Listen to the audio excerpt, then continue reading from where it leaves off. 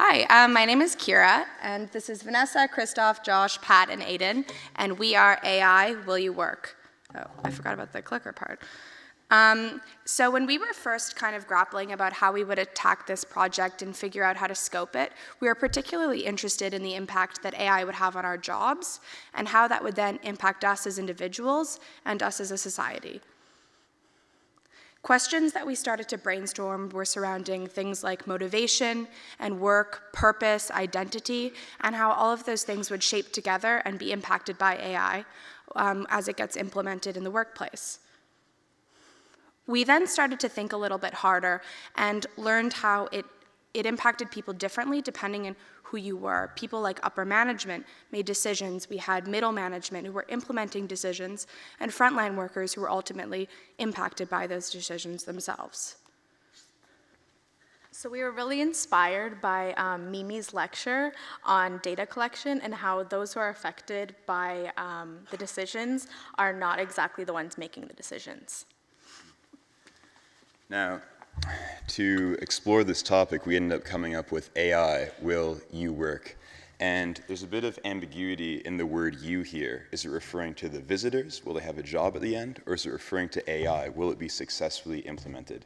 And to explore this, we want to welcome you all to Tasty Foods, Inc. This is a food packaging company, and they're implementing AI to try to stay on top of the competition. And they're a company that has multiple levels of hierarchy, and we're taking you along on a choose-your-own adventure at the different levels of the hierarchy. And at the very top, we have the CEO. He's actually the character that I relate to the most.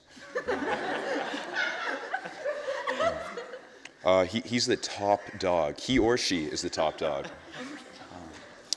And he is trying to stay on top of the competition. He's implementing this to gain a competitive edge, and he or she, rather, is a newcomer to the company.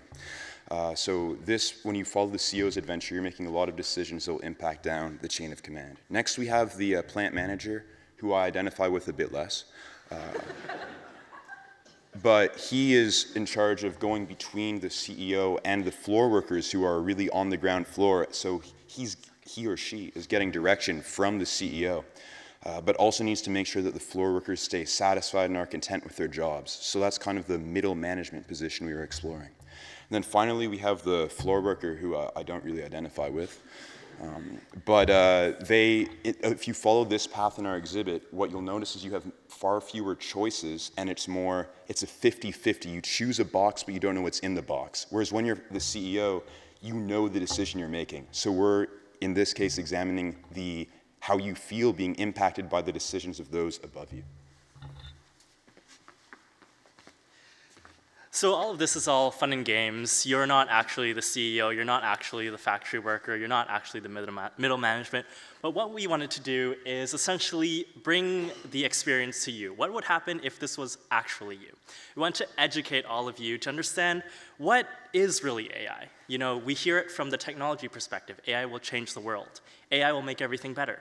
And on the other side, AI will take our jobs. AI will ruin our lives. AI will take over the world. So we want to bring clarity and bring reflection and connection to you guys to make sure that you understand that AI is not just black and white. It's not just good, not just bad, not just making money, not just destroying livelihoods. And then lastly, we want to make sure that after you go through this experience, you're able to bring that to your conversations. Make sure to share the knowledge that you've learned from us, and tell your friends that maybe AI might take some jobs, but they might, improve other jobs. And so here's some pictures of our presentation, our exhibition rather, if you guys haven't had a chance. And the moment that you guys were probably most excited for, who chose what? So we were quite surprised, actually, at some of these results.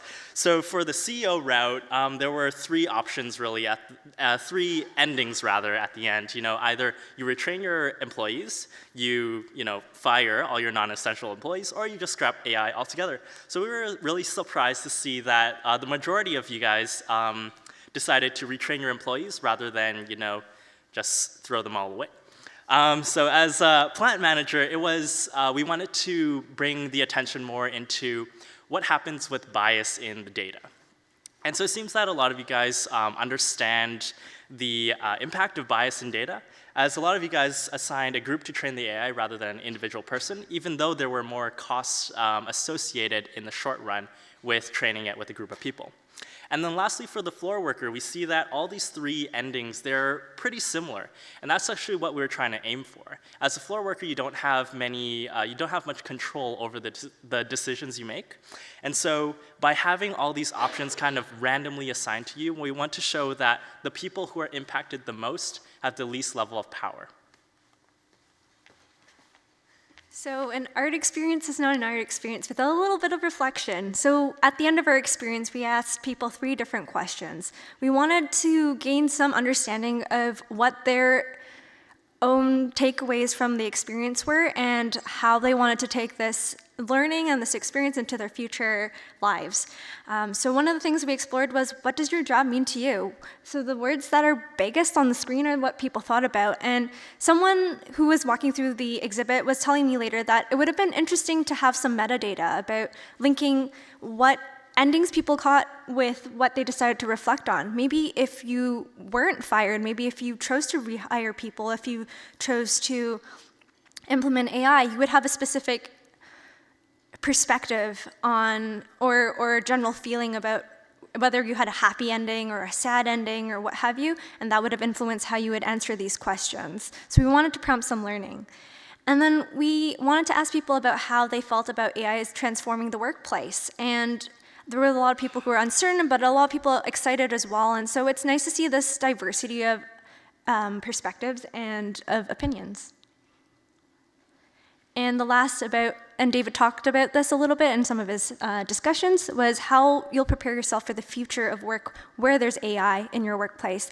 And maybe some of us in the class are a little bit biased now that we have this idea of how AI might impact the workplace and how we might be able to consider the pros and cons about how people will feel, about ethics. But just because we are aware of it now doesn't mean that everybody is. And it also doesn't mean that when you're in the time that you have the power to make this decision, that you'll be able to keep this in mind, because it's not the only factor.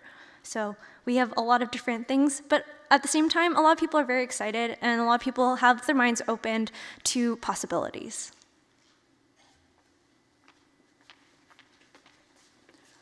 So in conclusion, I think that we would like you to think about how AI will continue to impact your lives, especially in the workplace, as many of us will be graduating in the coming months. So thinking about how we will prepare, I think hopefully our project has allowed you to gain a critical perspective on how AI impacts work, and to take that into your future careers.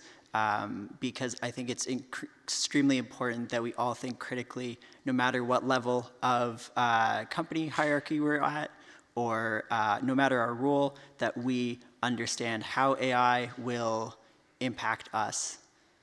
So thank you very much for visiting our exhibit, and thank you to Ian, Marcel, David, Mimi, and Ina for helping with the course.